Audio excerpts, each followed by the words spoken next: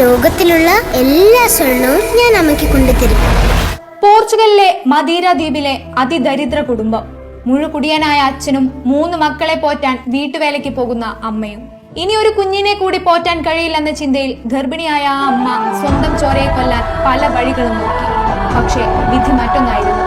1985 ഫെബ്രുവരി 5 ആ കുഞ്ഞു പിറന്നപ്പോൾ ലോകം സാക്ഷിയായത് ഒരു ഇതിഹാസത്തിന്റെ പിറവിക്ക് കൂടിയായിരുന്നു. ക്രിസ്ത്യാനോ റൊണാൾഡോ ദോ സാന്തോസ് അവേരിയോ, അതെ, CR7 എന്ന ഇതിഹാസത്തിന്റെ പിറവി. പോഷകാഹാരക്കുറവ് മൂലം മെലിഞ്ഞിരിക്കുന്നെന്ന് പറഞ്ഞ് ചങ്ങാതിമാർ അവനെ കളിയാക്കി. വിശന്നു വലഞ്ഞ് അടുത്തുള്ള കടകളിൽ ഭക്ഷണത്തിനായി അവൻ യാചിച്ചു. കളിപ്പാട്ടങ്ങളോ ക്രിസ്മസ് സമ്മാനങ്ങളോ എനിക്കുണ്ടായിരുന്നില്ല. അതെ, അത്രമാത്രം ദാരിദ്ര്യമായിരുന്നു എന്റെ ബാല്യകാലമെന്ന് റൊണാൾഡോ തന്നെ പിന്നീട് വെളിപ്പെടുത്തി. പക്ഷേ 8ാം വയസ്സിൽ അമേച്ചർ ടീമായ അന്റോറിയനയ്ക്ക് വേണ്ടി തട്ടിത്തുടങ്ങിയ പന്ത് പിന്നീട് ഒരു ലോകം തന്നെ കീഴടക്കി. ചരിത്രങ്ങൾ ഏറെ സൃഷ്ടിച്ചു. 15ാം വയസ്സിൽ വിധി വീണ്ടും അവനെ തോൽപ്പിക്കാൻ ശ്രമിച്ചു.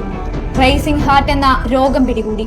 പക്ഷേ തോറ്റുകൊടുക്കാൻ തയ്യാറല്ലാത്ത ആ പയ്യൻ സർജറിക്ക് ശേഷം വീണ്ടും കളത്തിലിറങ്ങി. 12.24 ദശലക്ഷത്തിന് മാഞ്ചസ്റ്ററിലേക്ക് പന്ത് തട്ടാനെത്തുമ്പോൾ ജോർജി ബെസ്റ്റും ഡേവിഡ് ബെക്കാമും എല്ലാം അണിഞ്ഞ 7ാം നമ്പർ ജേഴ്സി അണിഞ്ഞ് CR7 കളിയിൽ ചരിത്രം എഴുതി തുടങ്ങി.